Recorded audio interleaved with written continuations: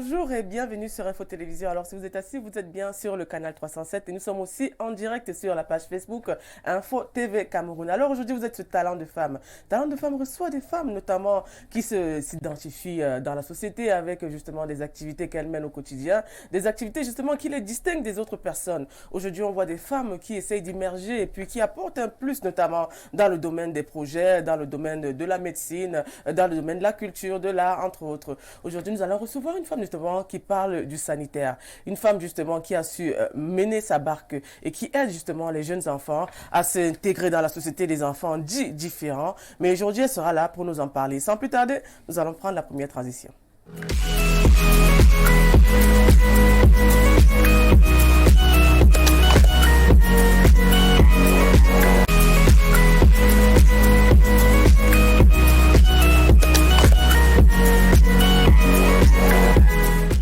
Comme je vous disais, cette dame, elle est déjà là, elle est bien assise, elle va nous parler justement d'éducation, elle va nous parler des enfants inclusifs, notamment parler des jeunes enfants dits différents, qui sont parfois rejetés dans la société, qui aujourd'hui ont trouvé quand même retrouver du sourire et puis retrouver, n'est-ce pas, une nouvelle âme pour s'intégrer dans la société. Cette femme n'est autre que Madame Françoise Efogo, épouse et bonbon, on peut dire docteur, peut-être c'est ça. Bonjour. Bonjour, Odile. Bienvenue sur Info Télévision. C'est moi qui vous remercie. Oui, c'est un honneur de vous recevoir aujourd'hui parce que la semaine dernière, on a aussi reçu un médecin, bon, une femme qui fait dans le sanitaire, une infirmière, qui nous a beaucoup parlé aussi de ce que vous faites au quotidien. Bon, avant de commencer, en général, on parle du parcours. Mais est-ce qu'aujourd'hui, vous pouvez nous dire, peut-être face à la caméra, on ne sait pas qui vous êtes, qui est cette femme qui est assise face à nous et qui vient un peu nous parler d'elle dans cet entretien? Alors, il est souvent difficile de parler de soi, mais on va faire de notre mieux. Françoise Efogozé est psychologue clinicienne depuis très très longtemps parce que je sors de l'école il y a 13 ans. À 13 ans, c'est beaucoup. Assez jeune, assez jeune. Et je me rappelle déjà qu'à l'époque, lorsqu'on disait, ouais, la psychologue, souvent les patients disaient, mais ma fille, est-ce que tu peux même me comprendre? Tellement j'étais jeune. Mais ça fait déjà 13 ans. Ça fait 13 ans que je suis psychologue clinicienne et que j'exerce donc dans ce domaine-là au Cameroun. En dehors de cela, je suis maman, je suis une épouse, je suis la mère de plusieurs enfants. Je suis la psychologue clinicienne qui s'occupe, qui fait des thérapies de couple, qui s'occupe des enfants en difficulté, qui fait aussi des accompagnements des jeunes addicts aux drogues, addicts aux comportements pathologiques. Oui. Donc, nous accompagnons plusieurs types de personnes, surtout dans l'objectif de les aider à se relever alors qu'ils sont tombés. Oui. D'où vous vient justement ce sentiment de vouloir aider les autres? Parce qu'on sait que vous avez une association Help, voilà, qui aide justement les jeunes personnes en difficulté. D'où vous vient cet amour, n'est-ce pas, pour la psychologie, pour justement ce métier Alors, la petite histoire, c'est que déjà étant toute petite, lorsque ma mère me demandait « Mais qu'est-ce que tu vas faire plus tard ?» Je disais « Je serai docteur. » Ah, d'accord. Ah oui, j'aimais déjà tout ce qui concernait l'entraide, j'aimais être à côté des autres, écouter les autres, aider les autres. Et en grandissant, naturellement, j'avais tendance déjà à être avec les personnes différentes. Mes amis, c'était les albinos, c'était les enfants malades. Et tout de suite, on commençait à me Vous avez beaucoup d'empathie. Oui, j'avais déjà cette empathie-là de manière naturelle. Et donc, je continue et lorsque j'ai mon bac, il est question que je quitte le Cameroun et que j'aille continuer à l'étranger. Mais alors... C'était où à l'étranger Je devais aller en France pour continuer ou alors en Allemagne. Mais j'étais très, très attachée à mes parents. Et je dis non, je ne veux pas partir. Je veux continuer sur place. Alors, mais il y en a beaucoup quand même qui ne vont pas rater cette occasion quand même d'aller ailleurs, à l'étranger, découvrir aussi. Mais moi, ça ne m'attirait pas. Ah d'accord. Ça ne m'attirait pas. J'étais très, très attachée à ma famille, à mes parents. Et je leur dis, mais non, est-ce que je ne peux pas faire psychologie au Cameroun? Mon père de me dire, ben, ça existe ici, tu es sûr? D'accord. C'est même un métier quand même assez rare parce que quand on dit psychologue, on se dit, bon, en famille, il y a des psychologues. Quand tu as un problème, tu exposes à des amis, la famille. Voilà. Et alors, vous imaginez déjà, il y a 15 ans, Il y a 15 ans, c'était encore très, très mal perçu. Et donc, je dis, je vais aller voir Angoikele à l'université. Et puis, j'y vais. Et superbe nouvelle, on a cette faculté au Cameroun. Donc, bref, je m'inscris et je commence mon petit bout de chemin. Et tout le temps, on me dit, ouais, mais ça ne donne pas l'argent. Ça ne donne pas l'argent au Cameroun. Ça, c'est l'histoire des Blancs. Il faut aller faire ça chez les Blancs, etc., etc. Mais pourquoi est-ce qu'on dit toujours que c'est des histoires de Blancs? Pourtant, est-ce que vous pensez que quand vous scannez un peu la société camerounaise, est-ce qu'on a besoin de psychologues? On a besoin de psychologues. On a besoin de personnes objectives qui puissent vous dire chat, chat. Souvent, les gens ont tendance à aller parler aux amis, à aller parler aux pasteurs, aux prêtres, etc. Oui, etc. effectivement. Mais est-ce qu'ils sont formés pour pouvoir vous accompagner de manière spécifique, avec toute l'objectivité qu'il faut pour pouvoir gérer telle ou telle situation? C'est de ça dont il s'agit. Alors, le psychologue a sa place. Parce que, j'aime bien dire, il s'agit du chirurgien de l'âme, du chirurgien de la question du comportement qui crée problème. Il est donc difficile de dire, comme une amie vous dirait, non, ton mari là dérange, il faut le laisser. Non. Un psychologue va chercher quelles sont les causes du trouble, quelles sont les causes profondes du conflit. Est-ce que cela ne vient pas de votre histoire personnelle? Est-ce que cela ne vient pas d'un traumatisme dans l'enfance? Est-ce que vous trouvez justement une porte de sortie, peut-être une guérison véritable sur certains cas, par exemple? Ah oui. Le plus souvent, il y a des solutions. Ce sont lesquelles? Alors, pour trouver la solution, il faut déjà connaître le véritable problème. Oui. Mais lorsqu'un patient arrive déjà troublé, profondément troublé, en crise de panique, en crise d'angoisse, il pleure, il est mal, il ne peut plus voir de manière objective où est le problème. Et c'est le rôle du psychologue que de l'accompagner pour qu'ensemble, ils fassent une analyse sur la situation afin qu'il puisse toucher du doigt le problème. Prenons un cas, par exemple, un drogué qui va en cure de désintoxication. Bon, des fois, on dit qu'ils ont aussi besoin de psychologue peut-être pour arrêter parce qu'il paraît que quelque part aussi, ça devient comme une habitude. Quel est le rôle du psychologue à ce moment? Alors déjà, il faut préciser que les addictions au comportement ou aux substances sont le plus souvent dues au besoin de fuite ou d'évitement d'eux. Donc, à la base, c'est ça le problème. Le rôle du psychologue, donc, à ce niveau, sera d'aider le patient à retrouver l'origine du problème. Qu'est-ce que je veux fuir? Mais pourquoi je veux fuir? Quel est le déclic? Et le plus souvent, on retrouve en analyse, en psychanalyse ou lors des entretiens psychothérapeutiques, on retrouve le moment qui a créé la déchéance. Une fois donc on a trouvé le problème, alors la personne peut engager... Excusez-moi, est-ce que les patients sont facilement au psychologue? De plus en plus. Souvent les gens me disent, mais on ne sait même pas où vous êtes. Ah, vous êtes psychologue, donc ça existe ici, mais on vous trouve où? Donc, il y a un véritable besoin. Mais peut-être que la véritable question, c'est où est-ce qu'on les trouve, ces psychologues-là. Mais dites-nous aussi à la télé, parce que beaucoup de gens se posent des questions. Où trouve-t-on les psychologues? Parce qu'on a souvent l'habitude de dire ici, s'il y a quelqu'un qui a des troubles mentaux, la schizophrénie, troubles dissociatifs de la personnalité, forcément, on ira à Jameau, peut-être. Bon. La solution, c'est pas toujours Jameau. Déjà que la perception, une fois qu'on parle de Jameau, tout le monde dit « je suis pas fou ». Une fois qu'on parle de maladie mentale, ah non, je ne suis pas fou, ça ne me concerne pas. Est-ce qu'il ne faudrait pas réexpliquer aux personnes qu'en réalité, on est tous un peu fous? Et qu'il ne s'agit pas de ça. D'accord, on est tous un peu fous. Voilà, il faudrait qu'on se regarde lorsqu'on pique une colère. Est-ce qu'on n'est pas un peu fou?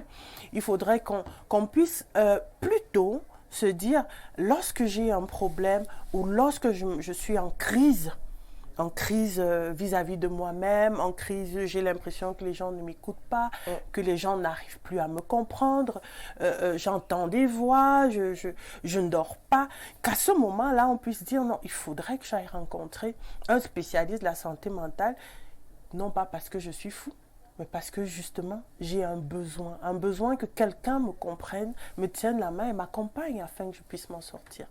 Oui, aujourd'hui, on voit souvent des cas un peu patents. Vous avez, par exemple, des complexes. Ceux qui développent des complexes et puis, quelque part, ça les rend un peu différents. Et puis, il y en a qui arrivent au suicide. Comment est-ce qu'on peut en arriver au suicide? Parce qu'il y a quelque temps, on fêtait justement la journée mondiale contre le suicide. Comment est-ce qu'on peut en arriver là? Alors, le plus souvent, le suicide est conséquent à un sentiment d'épuisement total et profond. Une longue dépression. On se sent perdu, on a l'impression que la vie ne sert à rien, que justement personne ne nous comprend et puis il faut aller se reposer. Mais ce que j'aime bien dire, c'est que en ce qui concerne le suicide, la majorité, ou on va même dire 100% des personnes suicidaires appellent toujours à l'aide.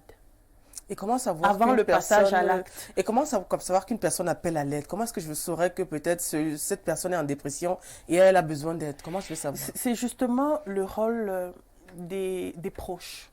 Nous sommes africains, hein, nous allons faire une analyse typique liée à notre contexte social.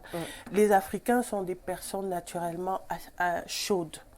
Alors, il est plus facile pour les proches, pour les amis, d'observer, de pouvoir observer un changement dans l'humeur de la personne. On va dire tout simplement, lorsque vous observez que la personne se replie de plus en plus, s'éloigne de ce qu'elle aimait, des activités qu'elle aimait, s'éloigne des personnes qu'elle fréquentait, il faut commencer à s'inquiéter, à se demander qu'est-ce qui stimule ce nouveau comportement. Est-ce que la personne devient de plus en plus triste? Est-ce qu'elle consomme des substances, soit pour trouver une excitation, soit pour pouvoir s'apaiser? Est-ce que elle est moins épanouie? Donc il s'agit là d'une responsabilité que porte la famille, que porte le groupe, que portent les amis. À partir du moment où l'on va observer un changement radical ou alors progressif du comportement, il est important de pouvoir accompagner la personne vers ce spécialiste de la santé mentale, et essentiellement le psychologue clinicien ou le psychothérapeute, afin qu'il puisse engager un cheminement dans l'objectif de soutenir la C'est personne. bien que vous soyez sur ce plateau parce que il y a quelques temps déjà, il y a des séminaires, des colloques qui sont organisés, notamment sur la question du digital et des comportements qu'on rencontre sur les réseaux sociaux, par exemple. Aujourd'hui, on voit beaucoup de personnes frustrées qui avancent des mots pas très corrects, qui sont agressifs envers des personnes célèbres et même non célèbres. Vous pouvez poster une image, vous pouvez poster une information, ce sera des injures, ce sera des moqueries, ce sera des jugements. Pourquoi aujourd'hui on retrouve des personnes qui sont autant frustrées sur les réseaux sociaux et dans le numérique en général? Mais il faudrait savoir que l'être humain utilise des objets pour pouvoir, comment je vais le dire, pour pouvoir déverser ce qu'il porte à l'intérieur de lui. Et aujourd'hui, c'est le digital parce que justement, de plus en plus, hein, c'est un outil très vulgarisé. À l'époque, il s'agissait d'autres outils qui permettaient aux personnes Alors, pourquoi le digital? Parce qu'aujourd'hui, il s'agit des biscuits, on va le dire ainsi. Les enfants de 9 ans, 10 ans les reçoivent comme cadeau de la part des parents, sans nécessairement faire suivre une psychoéducation à la manipulation de l'objet. Alors, les gens sont de plus en plus négatifs. Les gens ont besoin de se livrer tel quel. Et malheureusement, est-ce que c'est pas un mal profond? C'est pas un mal profond? Effectivement, malheureusement, le digital permet aujourd'hui, sans beaucoup de contrôle, à toutes ces personnalités potentiellement malades, potentiellement en douleur, hein, de déverser tout cela comme cela. Et malheureusement, il y aura un impact sur les autres qui ne sont pas toujours prêts à recevoir des images, à recevoir des insultes. Et cela crée donc un engrenage pathologique. Et il y a aussi le phénomène peut-être de ce qu'on appelle les directs, faire justement une vidéo en direct, expliquer sa journée, parler, bon, ce qu'on appelle peut-être des blogueurs. Il paraît que ça devient à un moment donné comme une addiction pour certains. Oui, mais pourquoi est-ce que quelqu'un trouverait son plaisir à partager son quotidien à des inconnus? On parle de télé-réalité. Est-ce que derrière, il n'y a pas une solitude, un grand sentiment de solitude? Est-ce que derrière, il n'y a pas un véritable besoin d'être vu, d'être accepté, de se créer une personnalité qui corresponde enfin à ce qu'on a à ce qu'on a comme perception de soi-même. Je pense que derrière tous ces comportements, il faut faire de grosses analyses psychologiques pour pouvoir comprendre quel est le trouble, quelle est l'instabilité qui pourrait se cacher derrière ce type de comportement-là. Oui. Alors aujourd'hui, on retrouve des stars, on retrouve même des personnes inconnues qui aujourd'hui ne survivent et ne vivent que sur les réseaux sociaux, sur les applications. Et on se demande si est-ce qu'elles ne souffrent pas d'un mal et peut-être il faudrait quelque part essayer de recadrer. C'est vrai que nous avons ici au Cameroun l'antique, il y a les ministères des télécommunications qui a des alertes et puis il y a justement nul n'est censé ignorer la loi. Il y a des condamnations qui encourent plusieurs peines de prison et d'amende. Mais est-ce que quelque part aujourd'hui on peut dire que les Camerounais peut-être ne sont pas peut-être bien informés notamment concernant peut-être leurs droits en allant s'exposer. Et puis de deux aussi, je vais vous poser cette question. Est-ce il faille forcément psychanalyser tout le monde pour trouver peut-être un changement de comportement peut-être factuel? Je pense que la société entière doit être psychanalysée. Carrément? Ah ben oui, carrément.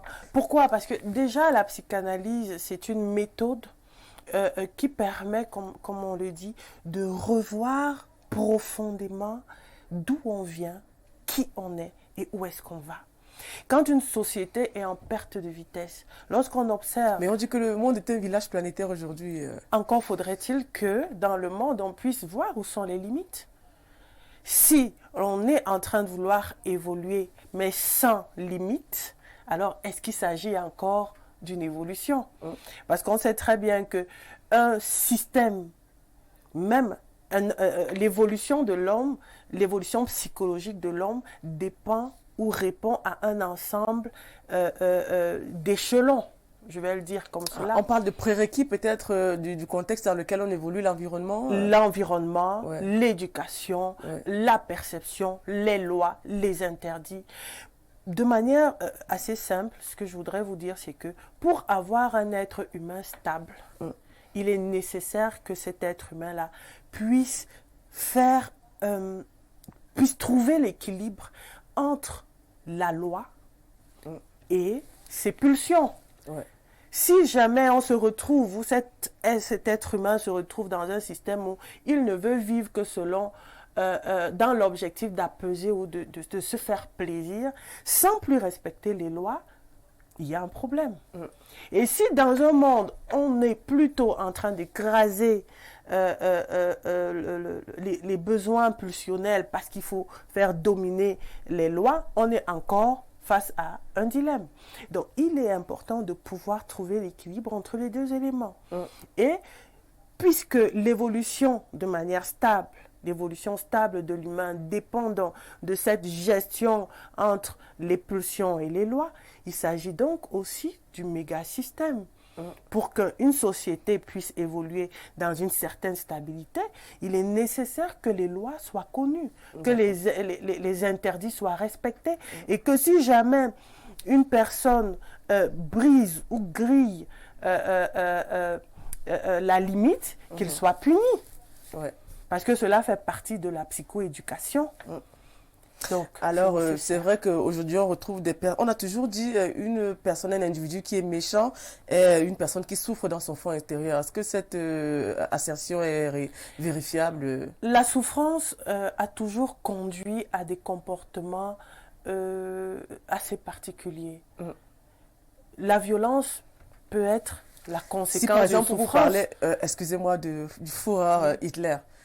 Comment vous définiriez Hitler en tant que psychologue? Ah ben, je ne n'irai pas. Lui qui crée des Caucasiens, qui crée une race, les Aryens, voilà, Ah ben, il se dit supérieur. Est-ce que cette personne peut être psychanalysée? Vous savez, le complexe, j'ai un enseignant qui m'a beaucoup marqué, le professeur Maï, qui aimait dire, le complexe d'infériorité, c'est le complexe de supériorité. Le complexe de supériorité, c'est le complexe d'infériorité. Ah, cela va de pair.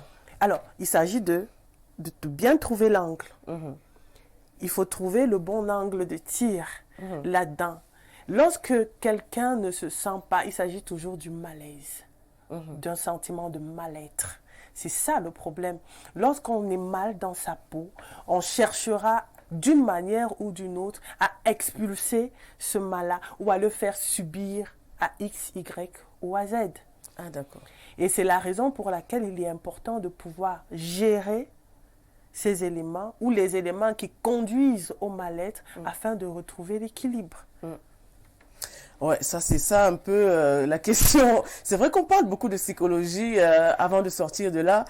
On parle beaucoup de sociopathes. Comment est-ce que vous voyez les sociopathes aujourd'hui? On les appelle souvent je sais pas moi, des personnes qui sont un peu qui vivent un peu, qui entendent des voix, qui vivent dans une bulle, qui quelque part aujourd'hui se sentent un peu différents dans la société. C'est quoi un sociopathe? Alors déjà, le sociopathe, c'est ce sujet qui a une personnalité qui le pousse à sortir de la société. Il se sent étranger à ce groupe-là.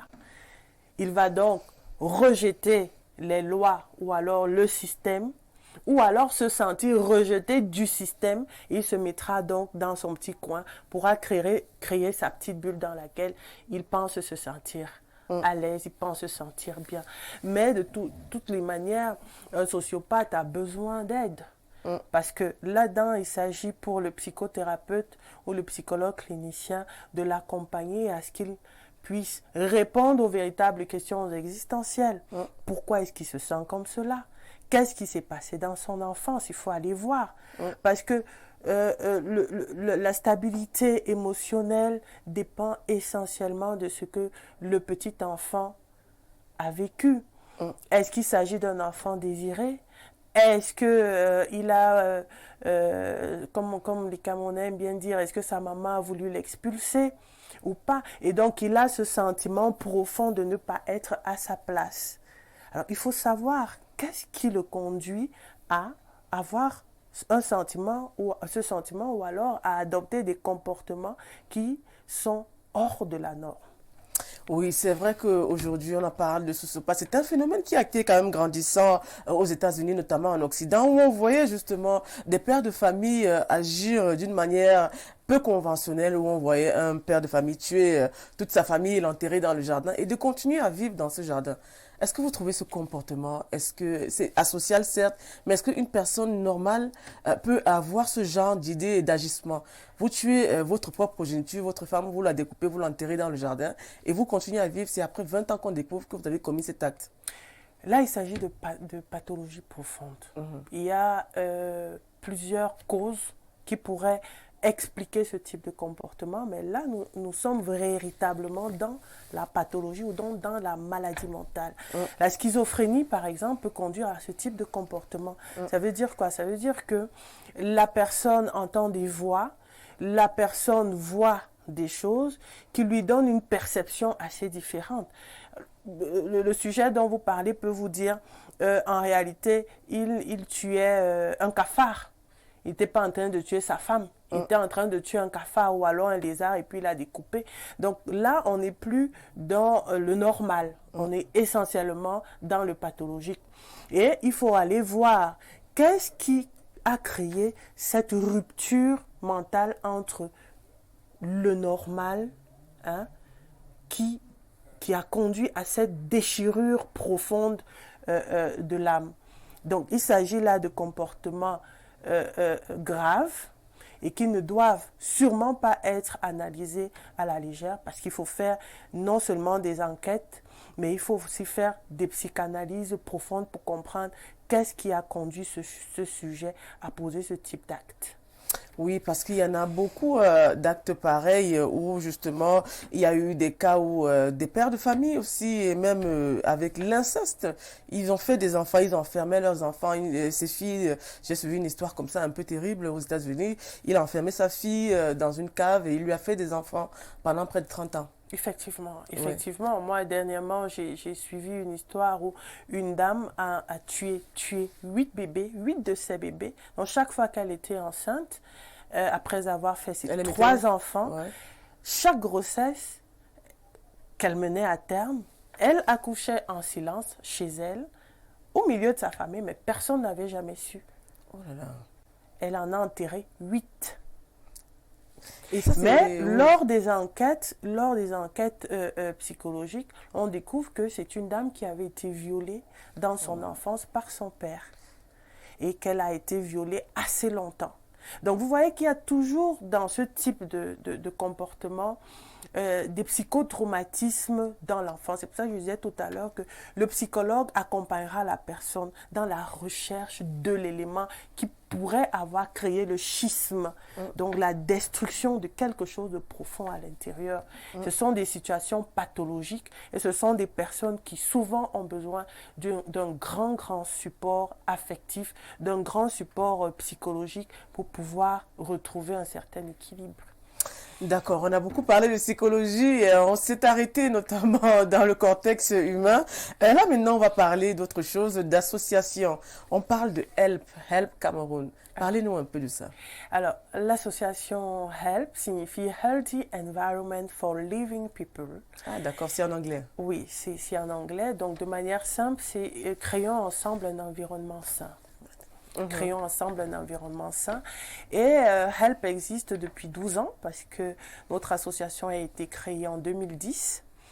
À l'époque, par un groupe de psychologues et de psychiatres, Dr Dipoko, aujourd'hui décédé, était le véritable moteur, hein, parce qu'à l'époque j'étais très jeune, mais il m'a tenu la main et m'a dit allez, on peut le faire, allons-y. Et donc cette association a mis ensemble des spécialistes de la santé mentale dans l'objectif d'accompagner les familles, d'accompagner la société, déjà afin que les populations sachent quel est le rôle du psychologue, quelles sont les pathologies, la différence déjà entre les maladies mentales, les troubles du comportement, pour qu'ensemble on puisse améliorer la qualité de vie des personnes de manière générale. Et comment faire pour arriver à avoir l'association HELP? Alors, nous avons un contact. Nous sommes déjà situés à l'entrée Michelin après Soksuba Mvungbi, c'est sans publicité d'ailleurs. Donc, nous sommes situés en plein centre-ville et nous avons des contacts téléphoniques et tout le monde peut bien nous joindre. Je crois qu'avec votre accord, tout à l'heure, on pourra donner ces contacts-là. Alors aujourd'hui, vous travaillez avec Help Cameroun. Quel est votre boulot au quotidien avec cette association? Qui est-ce qui participe? Vous vous occupez de qui exactement? Alors, je suis la présidente fondatrice de Help et notre objectif principal est de permettre que la personne en souffrance puisse trouver un appui. Nous sommes l'oreille attentive, nous sommes le bras, nous sommes la torche, j'aime bien le dire hein, à mes patients, je suis la torche que tu tiens dans ta main pour pouvoir les accompagner au quotidien. Maintenant, nous avons plusieurs spécias. Premièrement, des psychothérapies. Deuxièmement, nous avons créé le Forum du handicap mental camerounais, qui a pour objectif donc de fédérer, de mettre ensemble des groupes qui œuvrent dans le social pour pouvoir améliorer au quotidien la vie des personnes qui vivent avec le handicap mental. À côté de cela, nous avons créé un programme, le programme HPIM, qui avait pour objectif, parce que ça grandit, il ne s'agit plus d'un programme aujourd'hui, HPIM qui avait pour objectif donc de former des jeunes autistes, des jeunes trisomiques, des jeunes épileptiques, quelle que soit la pathologie ou quelle que soit la profondeur ou l'intensité de la pathologie, à pouvoir apprendre un métier pour pouvoir être véritablement intégré sur le plan socio-économique au Cameroun. Donc, aujourd'hui, ce programme a accouché d'un institut de formation professionnel et inclusif qui a été validé par le MINEFOP. Et aujourd'hui, donc, nous travaillons pour valoriser et vulgariser donc, ces apprentissages-là. Parce que beaucoup de gens pensent que lorsqu'on est trisomique, on parle de trisomie 21. Voilà, lorsqu'on est trisomique, lorsqu'on a un enfant autiste, en réalité, on a un fou. Non, il ne s'agit pas de ça là. Qu'on soit trisomique, qu'on soit épileptique, qu'on soit TED, c'est-à-dire qu'on ait un trouble envahissant du développement, qu'on ait un TSA, on est intelligent. Ouais. Ça, il faut déjà que les gens le comprennent. Ouais. Mais la difficulté, c'est quoi? C'est le retard. Ouais. Ces enfants-là souffrent d'un retard dans l'analyse et dans la compréhension des choses.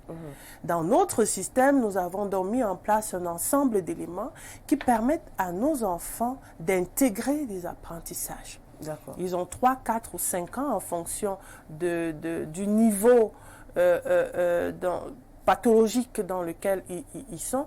Ils ont 3, 4 ou 5 ans pour pouvoir comprendre les apprentissages et pour pouvoir produire. D'accord. Ce qui fait que réellement, nous finissons par avoir des personnes véritablement autonomes. Ah, aujourd'hui, on peut dire qu'un enfant autiste peut être autonome, vivre sa vie, Oui. trouver un emploi. Vous savez, trouver un emploi. Pour trouver un emploi, il faudrait que la société intègre déjà qu'ils ne sont pas fous. Ouais. C'est pour ça que nous acceptons de sensibiliser, de dire ils ont le droit d'être reçus. Vous avez une entreprise, vous pouvez les recruter. Ouais. Parce qu'il faut bien pouvoir améliorer les choses. Mais il faut l'expliquer aussi parce qu'aujourd'hui, on voit des jeunes ou bien des jeunes enfants qui sont rejetés, qu'on accuse de sorcellerie, qu'on accuse de beaucoup d'autres choses aussi. Et puis la société africaine, notamment la culture, n'accepte pas ce genre d'enfants qui sont nés avec un retard mental ou bien un écart justement sur l'âge et entre autres. Est-ce que vous pensez qu'aujourd'hui, on peut apprendre aux Camerounais à accepter ces enfants? Justement, il faudrait que les Camerounais intègrent cette nouvelle norme-là. Il ne s'agit pas d'une nouvelle, comment je vais dire, il ne s'agit pas de quelque chose d'impossible, puisque c'est l'être humain qui modifie le système. Alors nous invitons les familles à comprendre que l'on ait un enfant trisomique, que l'on ait un enfant qui souffre de quelque type de retard intellectuel, cet enfant-là a une valeur, cet enfant-là peut comprendre des apprentissages, parce que pour la petite histoire, pourquoi est-ce que nous créons ce programme à la base?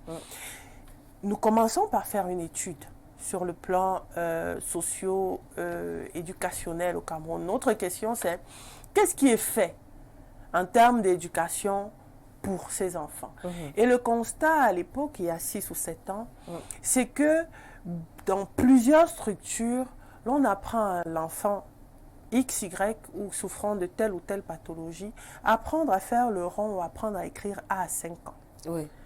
À 10 ans, on lui apprend encore à faire le rond et à écrire A. D'accord. Et à 15 ans, on lui apprend encore à écrire. Alors nous avons dit non. Il faut pouvoir avancer. Parce qu'ils avancent. Oui. Quel système peut-on créer pour que ces enfants-là ne s'arrêtent pas qu'à apprendre à écrire A? Et si je ne sais pas écrire A, est-ce que cela veut dire que je ne peux pas mettre un fil, enfiler un fil dans une aiguille? Est-ce que cela veut dire que je ne peux pas apprendre à coudre une babouche? Est-ce que cela signifie que je ne peux pas apprendre à customiser, c'est-à-dire à habiller des sacs? Non, je peux ne pas réussir à faire votre rond ou à vous produire le comportement que vous attendez, mais cela ne veut pas dire que je ne suis pas capable d'apporter autre chose. D'accord. Alors, à HELP, nous disons l'objectif de notre programme, et aujourd'hui l'objectif de l'Institut, c'est déjà de mettre le doigt sur les capacités intellectuelles du sujet. Ensuite, on appelle sujet. Oui, il s'agit toujours... En termes de médecine, on dit sujet. Voilà. Parce qu'en réalité, pour chaque enfant, le thérapeute que nous sommes se fixe des objectifs. D'accord. Ce que nous allons faire avec Alain, on peut peut-être pas le faire avec Paul. On réussira pas à le faire avec Jacques. Ce qui veut dire que la formation répond au type de pathologie, au niveau ou à l'intensité du problème. Alors nous allons apporter des solutions, nous allons trouver des voies et moyens pour pouvoir améliorer la mémorisation. Nous allons trouver des voies et moyens pour que le petit puisse, soit par imitation, soit parce qu'il est entraîné par le groupe, puisse répéter ou vous produire l'élément qu'il faut ou l'assemblage qu'il faut à un timing précis. Oui, avant de continuer, on va prendre ce message. Salut, moi c'est Owen. Ma mère est entrée dans les églises dites de réveil et s'est éloignée de sa famille. Moi, son fils, elle m'a interdit de fréquenter les membres de ma famille et je n'ai pas d'amis. Je suis fatiguée d'être seule, je suis fils unique. Je ne sais pas si c'est un cri d'appel, comme il a subi une psychologue. Oui. Qu'est-ce que vous conseillerez à ce téléspectateur? Déjà, à se rapprocher de nous pour qu'on voit ensemble comment l'accompagner. Parce qu'il est fils unique, ce qu'il dit, et sa maman lui demande de se couper du monde. Comment est-ce qu'il réussirait à faire cela? Est-ce qu'il serait possible d'entrer en contact avec sa maman? Parce que ce que je voudrais dire, c'est que, sans fustiger aucune église d'ailleurs, mais plusieurs systèmes... ces types de systèmes influencent ou font des lavages de cerveau. Et vous savez, les femmes sont à la base hystériques et très, très, très fragiles. Donc, lorsqu'une femme se rapproche de ce type de système en attendant un type d'accompagnement précis, est déjà en état de fragilité psychologique ou émotionnelle, elle peut se retrouver en train de subir telle ou telle manipulation. Donc, il est important qu'il puisse se rapprocher de nous afin qu'ensemble, on puisse travailler pour pouvoir stabiliser la situation familiale. Alors, Monsieur Owen, vous devrez vous rapprocher de Help Cameroun. Tout à l'heure, je pense que vous avez donné la description où se trouve Help Cameroun. Entre Michelin, après Soksuba, Mvongbi. Mvongbi, voilà. Alors, on peut dire qu'il y a des enfants avec lesquels vous travaillez avec des enfants. Comment est-ce qu'ils arrivent chez vous? C'est des familles qui les amènent? Vous les recensez comment? Comment est-ce que vous faites pour avoir des enfants? Alors, déjà, les familles nous les amènent. Nous travaillons aussi avec des associations qui les dirigent vers nous. Et nous avons des activités qui visent la sensibilisation, l'écoute. Et toutes ces activités-là permettent quand même que l'information puisse être partagée. Alors, on trouve beaucoup d'associations. On se rappelle aussi, il y a sur Internet une dame, elle s'appelle la Reine Galloise, elle s'occupe des enfants autistes avec la diaspora. Aujourd'hui, on voit des femmes de plus en plus engagées. Est-ce que c'est les femmes qui portent ce combat? Est-ce qu'on peut dire que ce sont les femmes qui portent plus le combat pour cette lutte? Je vais dire que les femmes, vous savez, je disais tout à l'heure, nous sommes hystériques. Cela veut dire que nous fonctionnons avec le corps, nous fonctionnons avec le cœur.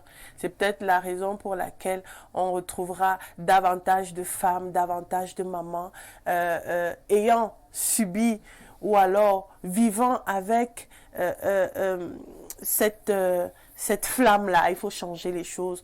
La majorité de ces dames-là ont un enfant malade et ont choisi donc de sublimer ces réalités-là, c'est-à-dire au lieu de les subir comme des états catastrophiques, elles ont plutôt choisi d'en faire leur cheval de bataille afin de faire changer les choses sur le plan social. C'est vrai qu'aujourd'hui, on rencontre beaucoup de difficultés aussi, il faut le dire. Quelles sont les difficultés qu'on rencontre au quotidien, notamment avec Help Cameroun, peut-être avec certains parents, peut-être le regard de la société aussi? Est-ce qu'on vous voit un peu différemment? Voilà, ils s'occupent des enfants fous, des enfants sorciers, des enfants un peu bizarres. Effectivement, je me rappelle d'un auditeur qui, dans une radio, m'a posé la question de savoir si j'étais simple. C'est-à-dire, sa question c'était, oui, mais madame, est-ce que vous êtes simple? Parce que pour vivre avec ce genre d'enfant. Alors je lui ai dit, mais pourquoi est-ce que je serais compliquée? Non. Oui, malheureusement, les gens ont encore des perceptions assez arriéristes. Et il est temps justement que toutes ces perceptions. Mais beaucoup de gens ont peur de ces enfants aussi. Ils ont peur parce qu'ils ont des fois des crises. Par exemple, j'ai déjà vécu avec un enfant autiste. Il a des crises, il commence à crier, il renverse les assiettes, il se gratte l'oreille, il fait des trucs. On a peur de ces enfants. Comment est-ce qu'on fait pour canaliser peut-être ces crises? Alors, ces enfants sont aussi très sensibles à l'émotion. Ah, d'accord. Si vous les aimez, ils vous aimeront. S'ils ressentent votre affection, ils vous aimeront et ils vous écouteront. Moi, je n'ai pas besoin de crier.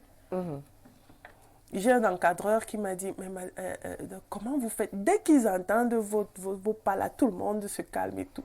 Mais je n'ai jamais crié. Ils savent que je les aime.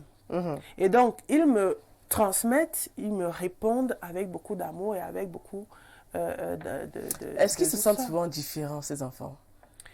Je pense que ce sont les autres qui arrivent avec la différence. Oui. Ce sont les personnes dites normales qui viennent avec leurs gros sabots et qui disent ben moi je suis différent de toi et donc toi tu es différent de moi et toi tu dois pas faire ci, tu peux pas faire cela.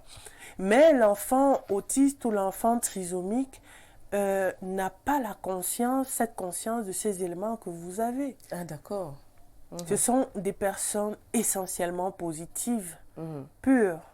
Et il s'est dit même, je crois, dans certaines revues scientifiques, que certains enfants autistes étaient très intelligents.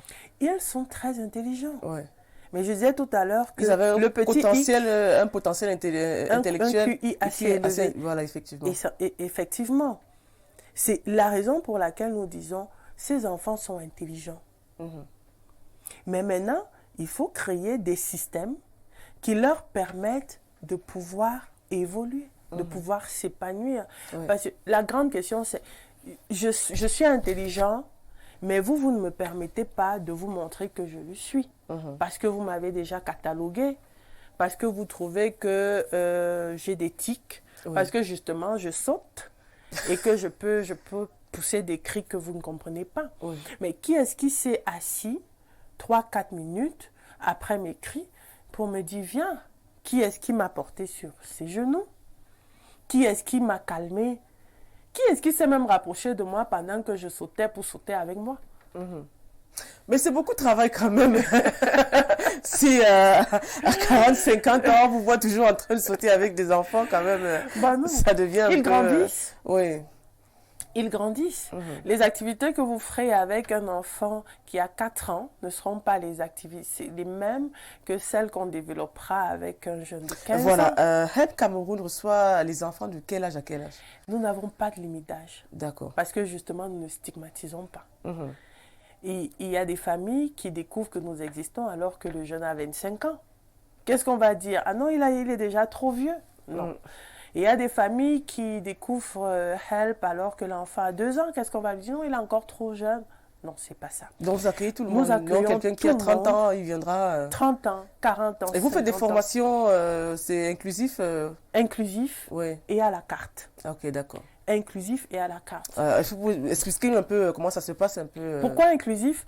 Parce que justement aujourd'hui, vous savez, telle personne est licenciée en psychologie, mais concrètement, elle ne sait rien faire. Alors, nous avons dans notre institut ouvert des spécialisations en musicothérapie, en aromathérapie, en sophrologie, pour pouvoir permettre donc à cette catégorie qui souffre aussi de handicap, puisque ce sont des handicapés sociaux. J'ai fait des études, mais je ne sais pas comment m'en sortir. Donc, nous leur permettons de venir apprendre ces métiers pour pouvoir s'épanouir dans leur spécial. Et c'est payant cette formation? Elle est payante? Oui, bien sûr. Il faut le dire, parce qu'il y a peut-être beaucoup de psychologues. Bien sûr, les formations sont payantes. Elles sont payantes parce qu'elles sont à but, comment je vais dire, elles sont professionnalisantes. Parce que vous savez, lorsque j'ai eu ma licence, je ne savais pas essentiellement ce que cela permettrait de faire. Il faut permettre aux jeunes licenciés en psychologie essentiellement de pouvoir acquérir des compétences cliniques qui permettraient ou qui pourraient permettre donc de développer le bien-être auprès des patients. Ça, c'est une chose. Maintenant, de l'autre côté, nous avons des jeunes en perte de vitesse. Nous avons parlé tout à l'heure des addicts, nous avons parlé des autistes, nous avons parlé, il y a même des épouses qui, après avoir fait X nombre d'enfants, se sentent perdues. On a besoin de se ressourcer, de se retrouver, de se reformuler. Et notre institut, justement, est ouvert à tout type de personnes souffrant de quelque type de mal-être qu'il s'agisse. Nous n'avons pas de limite parce que justement, notre slogan revient à apporter le sourire. Apporter le sourire, ce qu'on trouve à Help Cameroun. Alors, on vient en aide notamment aux jeunes enfants dits différents. Alors, aujourd'hui, on voit des enfants autistes, peut-être qui sortent de votre centre de formation. Quel est le métier qu'un enfant différent peut avoir dans la société camerounaise aujourd'hui? Dites-nous un peu. Alors, quand il sort de là, il peut faire quoi? Je sais pas, aujourd'hui, on continue. Il peut faire quoi? Il peut devenir quoi? Je sais pas moi. Est-ce qu'on va l'accepter facilement? Qu'est-ce qu'il faut produire à la société? alors déjà, de manière spécifique, nous avons une panoplie de formations, Ouais. dont premièrement ce qu'on appelle le perlage. C'est quoi le perlage? Il s'agit donc pour ces jeunes-là de produire des bijoux, Ah, d'accord. de produire des bijoux avec des perles. Mhm. Donc là, c'est le perlage. Nous avons l'habillage, ce qu'on appelle la customisation, Mhm. qui a pour objectif donc d'habiller des chaussures en pagne, d'habiller des sacs en pagne, d'habiller les supports que le plus souvent les femmes utilisent en pagne. Mhm. Donc, je parlais de perlage, je parle de customisation, je parle d'art plastique. Ah, d'accord. Donc, beaucoup de jeunes apprennent à peindre. Mhm. Il faut dire que l'art plastique aussi est utilisé comme une thérapie. Ah, d'accord, oui, oui. Parce que cet art permet aux personnes en état de souffrance ou en état de malaise ou alors aux autistes qui ne trouvent pas toujours les mots qu'il faut ou alors aux IMC qui par exemple n'arrivent pas à gérer leurs mouvements de manière consciente. Cela leur permet donc non seulement d'évacuer leur stress, d'évacuer leurs sentiments, de dire ce qu'ils ont à l'intérieur d'eux, donc de mettre des mots à leur manière et de les déverser sur une toile. Donc il s'agit d'une thérapie, mais il s'agit aussi d'apprendre un art. Donc il y a ces arts-là qui sont développés à Help. Ok. La cuisine Ah, d'accord. aussi. Mhm. Nous avons un atelier de cuisine. Vous savez, quand on parle d'autonomisation, cela ne peut pas se faire en Afrique sans savoir au moins faire une omelette. D'accord. Alors, nos trisomiques, nos épileptiques, nos TSA, nos TED apprennent le b.a.-ba. Au moins, comment allumer sa bouteille de gaz, il faut pouvoir le faire en sécurité. Comment préparer son omelette, parce qu'il ne s'agit pas seulement d'aimer manger, parce que nos enfants aiment manger.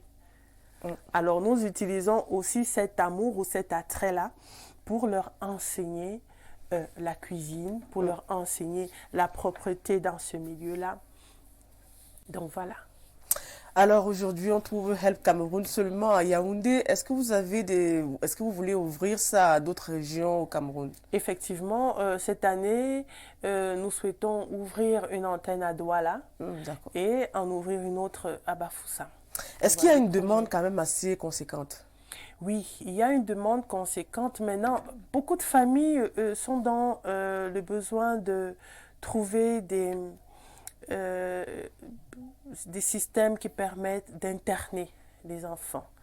Et nous sommes en train de voir dans quelle mesure ouvrir cet angle-là pour permettre à ces jeunes d'avoir un meilleur système qui leur permette d'aller à l'école, d'être formés et donc d'être aussi dans un système. Parce qu'en Occident, il faut le rappeler, il y a des écoles spécialisées notamment pour ce genre de cas. Oui. Est-ce qu'au Cameroun, à part votre association, est-ce que vous trouvez aussi d'autres écoles comme la vôtre, votre centre de formation? Je vais dire non.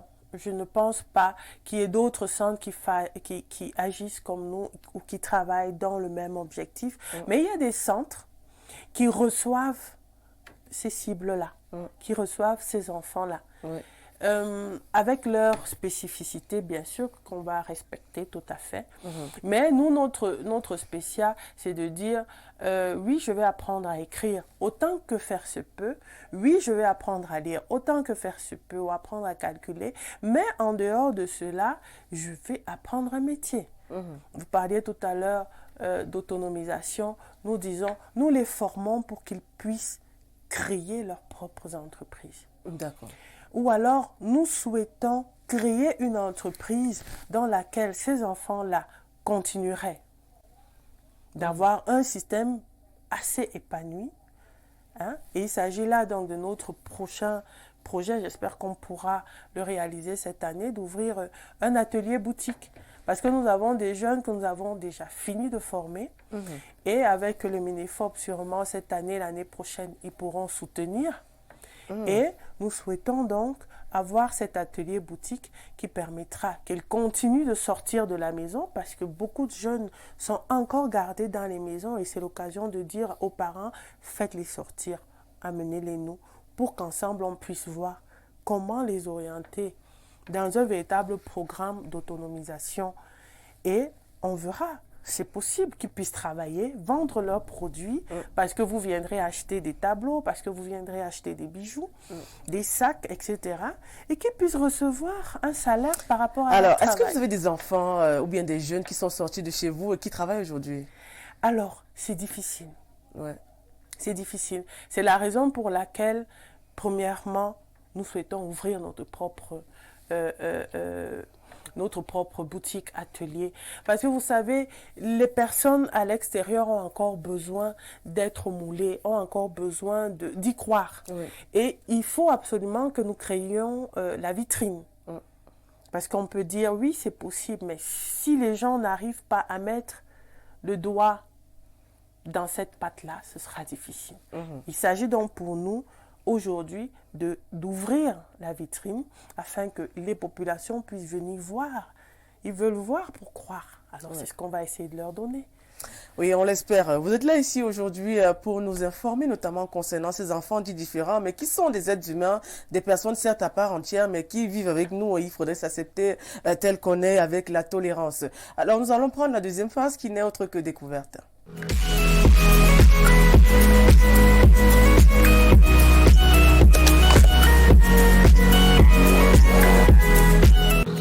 Bonsoir, moi c'est Madame Sokamte, collaboratrice de Madame Efogozé. Qui est Madame Efogo, qui est Madame Françoise? En quelques mots, ce que je pourrais dire, c'est que c'est une dame au grand cœur. En un mot, on va dire dame au grand cœur, parce que c'est celle-là qui est prête à tout abandonner pour les autres, celle-là qui est toujours prête à tendre une main aux autres, parce que sa passion, c'est le social. Sa passion, c'est de venir en aide à ceux-là, à des couches vulnérables. Ici, on parle en particulier des enfants vivant avec le déficit intellectuel ou encore des personnes traversant des moments difficiles, parce que c'est une psychoclinicienne, traversant des passes difficiles. Donc, quand on parle de dame au grand cœur, c'est une dame qui est prête à tout abandonner pour les autres, prête à sacrifier son bonheur au détriment des autres. C'est vrai que elle le dit, c'est difficile d'y croire, mais je travaille avec cette dame, j'ai côtoyé cette dame. Aujourd'hui, ça fait 4 ans que je la connais. Et en aucun jour, elle n'a laissé transparaître qu'elle pensait d'abord à elle avant de penser aux autres. Ça, c'est Madame Efogozé. Cette dame-là qui a mis sous pied, parce que son association, c'est de là que je la rencontre, son association qui s'occupe des enfants vivant avec le déficient intellectuel, des enfants de tout type de déficients, qu'elles soient cérébrales ou déficients intellectuels, comme je venais de le dire. Elle accueille tout type de couches.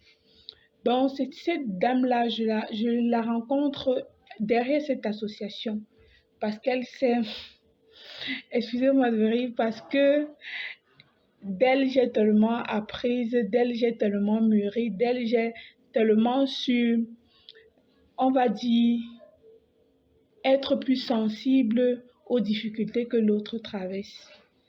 Elle m'a énormément appris et là, je lui dis merci et je lui dis un coup de chapeau pour le travail qu'elle ne cesse d'abattre au quotidien, de toujours réfléchir comment améliorer le quotidien de ceux-là qui passent par des moments difficiles, de ceux-là qui sont marginalisés par la société. Vraiment, ça, c'est une dame à féliciter et dont notre société a vraiment besoin et qu'on devrait davantage la mettre en exergue, davantage prendre en compte ses orientations, prendre en compte en fait le canevas qu'elle met en œuvre pour pouvoir venir en aide à ces enfants-là. Excusez-moi de m'attarder sur ces enfants parce que elle a tellement donné pour ses enfants, elle a tellement donné et aux gens qui l'entourent ont aussi cette envie de tellement donner pour ces enfants-là. Donc, Madame Françoise, c'est une dame au grand cœur. Pour ses projets, elle en a tellement. Parce qu'avec elle, de jour en jour, il y a de nouveaux projets qui naissent, toujours dans le but de pouvoir donner, de pouvoir valoriser ces gens-là, vivant avec un quelconque handicap ou encore les gens marginalisés dans la société. De jour en jour, elle innove, de jour en jour, elle crée. Parce que l'association HELP, parce que je parle plus de l'association HELP, c'est parce que c'est de là que moi je la rencontre. Son désir de vouloir changer la chose, de vouloir améliorer la chose, les conditions de vie de ces enfants-là, on fait en sorte que on se jette dans le bain corps et âme parce qu'elle a cette volonté de vouloir changer les choses, parce qu'elle a cette volonté de vouloir faire du bien autour d'elle. Donc, le fait de quitter de l'institut, de l'association HELP, parce que l'association HELP crée l'institut de formation, toujours dans le but de pouvoir accueillir ces enfants-là qui quittent d'un stade à un autre, qui les permettront d'avoir des diplômes reconnus par la société, pas seulement par la société, mais également par le ministère de l'Emploi et de la formation professionnelle. Donc, tels sont les objectifs, elle en a tellement, la liste est tellement exhaustive. Tels sont les objectifs ou tels sont les éléments qu'elle met en place pour pouvoir venir en aide à ces gens-là, à ces couches vulnérables. Madame Françoise est une dame dont la société, vraiment, sans elle, on peut dire qu'elle n'existerait pas. Et excusez-moi de la chose, c'est une dame au grand cœur qu'on devrait valoriser davantage, qu'on devrait de plus en plus mettre au devant de la scène, si je puis le dire. Vraiment, madame, continuez dans cette lancée. Ne vous laissez pas abattre malgré toutes les difficultés que vous rencontrez au quotidien parce que je sais que vous en rencontrez, qu'on en rencontre. Vraiment, continuez à aller de l'avant, continuez à vous battre pour ces enfants-là et que le Seigneur continue davantage à vous bénir et ainsi que votre famille. Merci pour tout ce que vous faites pour ces enfants et pour la société également. Alors, votre collaboratrice qui ne tarit pas d'éloges, notamment concernant vos activités, vos actions. Et puis, elle dit, vous avez toujours des idées en tête. Alors, qu'est-ce que vous ressentez Ben, vous savez, cela me touche énormément. Parce que je disais en l'entame de l'émission qu'il est difficile de parler de soi-même. Je vis HELP, je suis HELP, je pense HELP, je respire HELP. Là, je reçois beaucoup de messages de félicitations. Il y a même un de vos cousins, Willy Mimfoumou, qui m'a dit de vous passer le bonjour. Voilà. On peut pas tout lire parce que vous êtes quand même intéressante. Il faut bien qu'on parle un peu des enfants inclusifs. Alors ici, aujourd'hui, on voit votre collaboratrice qui parle de projets. Parlez-nous un peu de vos financements. Qui vous finance? Ah, bah, voilà. Le nerf de la guerre. Voilà. Nous n'avons aucun financement. Et cela rend la chose très, très, très difficile.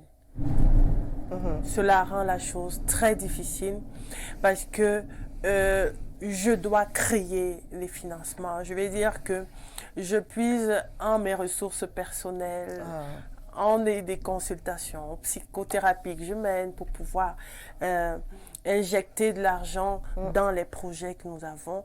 De l'autre côté, vous ne collaborez pas peut-être avec des autres organismes internationaux, des ONG C'est difficile de pouvoir décrocher. Hein. Je crois que c'est aussi, il s'agit là d'un cri d'appel pour dire nous avons besoin d'aide. Help a besoin d'aide pour pouvoir atteindre les objectifs parce que nous pouvons avoir toutes ces bonnes idées que pour les mettre, pour les implanter, cela n'est pas du tout évident. Je parlais tout à l'heure du projet d'ouverture de la boutique atelier.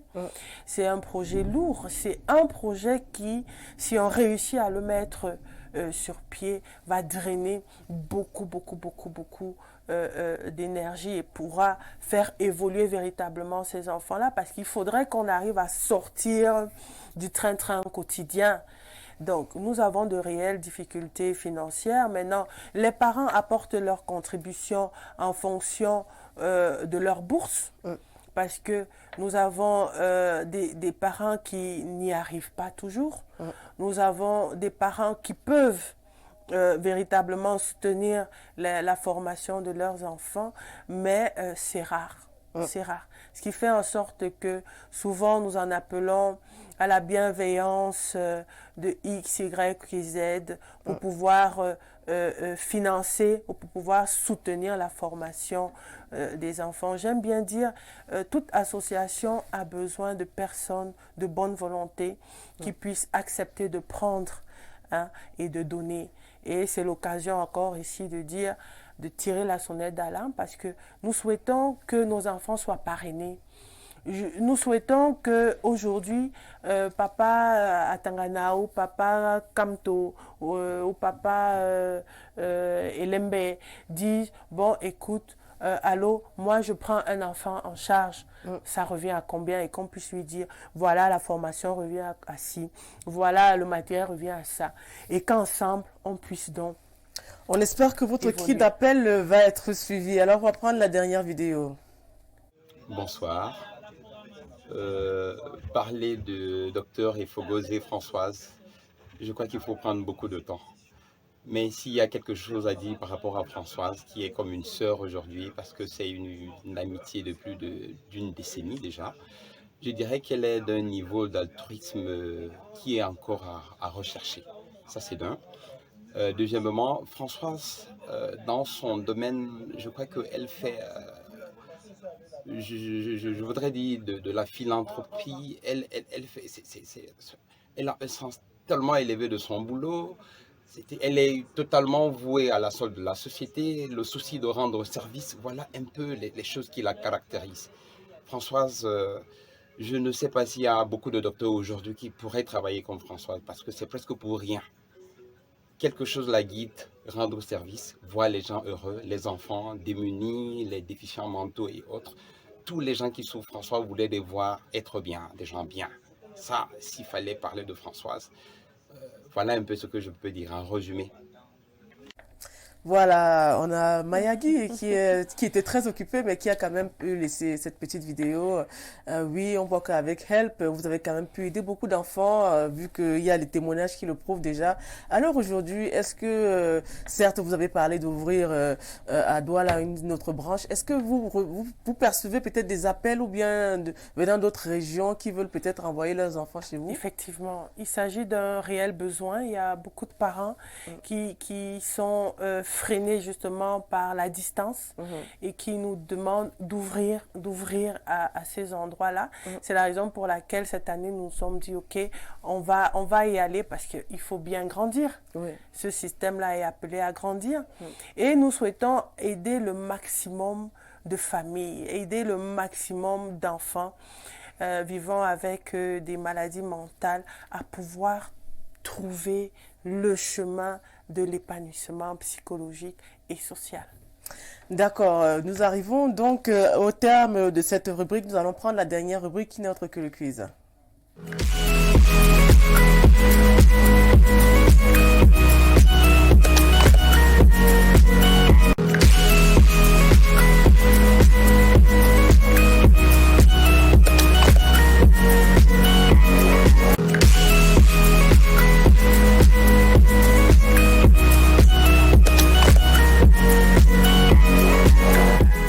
Alors, nous sommes de retour, notamment pour cette dernière phase qui n'est autre que le quiz. Alors, on va vous poser des questions, notamment concernant la société, les faits de société, et puis des questions, notamment, qui, justement, questionnent, n'est-ce pas, notre environnement et le social. Alors, aujourd'hui, on parle de médecine. On sait que vous êtes dans ce milieu.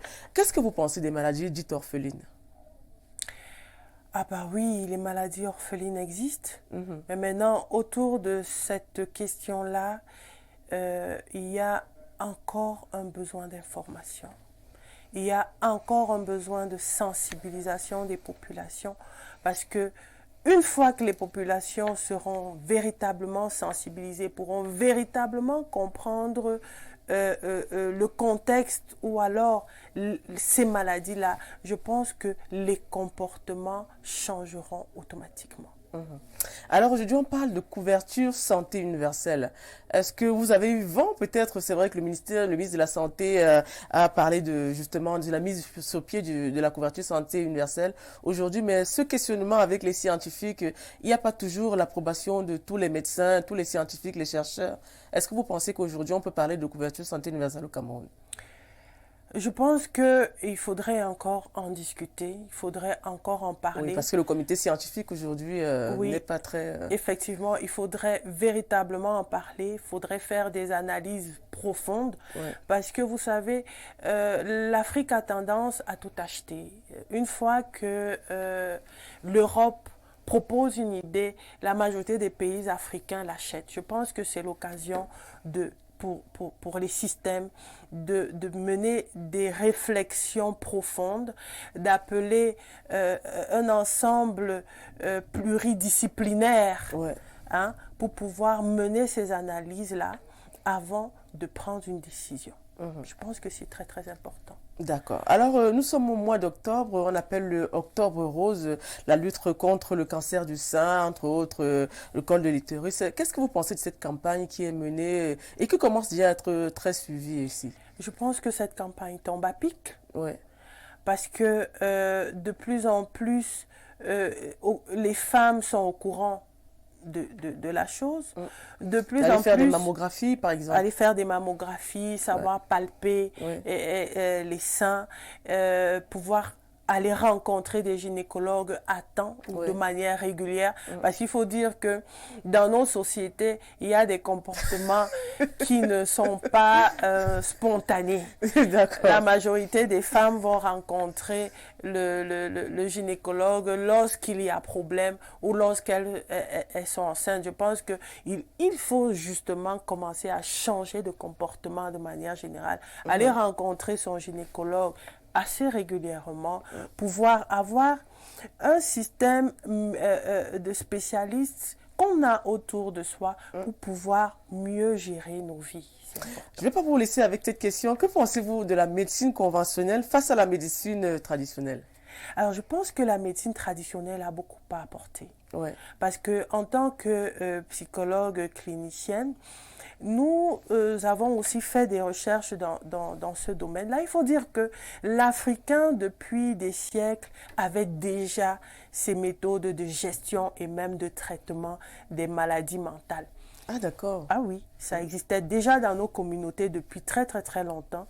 Et ceci doit nous faire avoir une meilleure image de nous-mêmes. De savoir que nous avons des outils propres à nos cultures qu'il faut valoriser. Alors, la médecine traditionnelle a sa place, doit être respectée.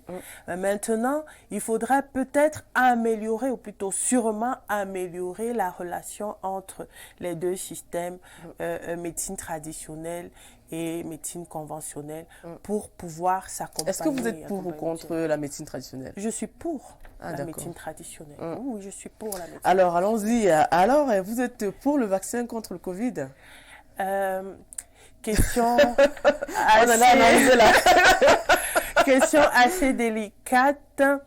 Maintenant, personnellement, je ne me suis pas faite vacciner. Parce que vous savez, un psy est quand même prudent. Il faut attendre de voir pour être sûr que ça vaut la peine d'acheter ce produit-là. Quels sont les effets sur 2 ans, sur 5 ans, sur 10 ans? Vous savez, il y a eu tellement d'analyse et de contre-analyse de spécialistes, tel professeur contre tel autre professeur, que j'ai choisi d'observer et de pouvoir prendre une décision à tête reposée. D'accord. Alors, nous arrivons au terme de cette édition, mais avant de partir, comme c'est une tradition ici, vous parlez un peu, quels sont vos projets déjà avant de partir? Dites-nous un peu quels sont vos projets, notamment concernant HEP Cameroun. Alors, nous avons un projet de développer et de vendre notre produit HELP, pouvoir faire sortir les enfants des maisons, encourager les familles à nous les amener pour pouvoir les aider à être formés. Nous ne pouvons pas travailler sans les familles. Il est important que les familles nous amènent ces enfants, qui soient trisomiques, qui soient épileptiques, que vous n'ayez même pas de termes que vous puissiez mettre sur leur pathologie. Il est important de nous les amener pour qu'ensemble, nous puissions les aider. Donc, il faut déjà que les personnes soient au courant de ce programme-là, de cet institut-là, que les femmes en difficulté, les enfants en difficulté, les communautés puissent plus facilement rencontrer des psychologues sans se dire on va être jugé, on va être catalogué, on est fou, on ne l'est pas. Il ne s'agit pas de ça. D'accord. Alors, nous arrivons certes au terme. Et puis, avant de partir, comme on a pour habitude de le dire, quel est le message que vous laissez aux femmes, peut-être notamment concernant votre domaine où on parle d'aide aux enfants, peut-être différents, et aussi aux femmes, peut-être entrepreneurs, aux femmes qui souhaitent devenir peut-être aussi psychologues comme vous, cliniciennes entre autres? Alors, le message sera croire en son rêve, croire en soi à 150%, parce que les autres ne croiront en vous qu'à 10%.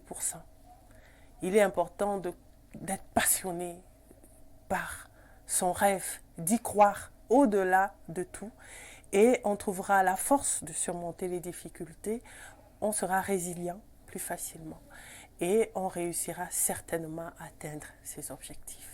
Croire en son rêve, c'est le terme de cette émission, c'est le dernier mot, la dernière phrase de notre invité qui est passé nous parler notamment de psychologie. C'est vrai, on en a discuté, c'était assez intense. Passez un bon samedi, on se dit à samedi prochain. Restez des nôtres pour la suite des programmes sur Info Télévision, la chaîne du Vivre Ensemble.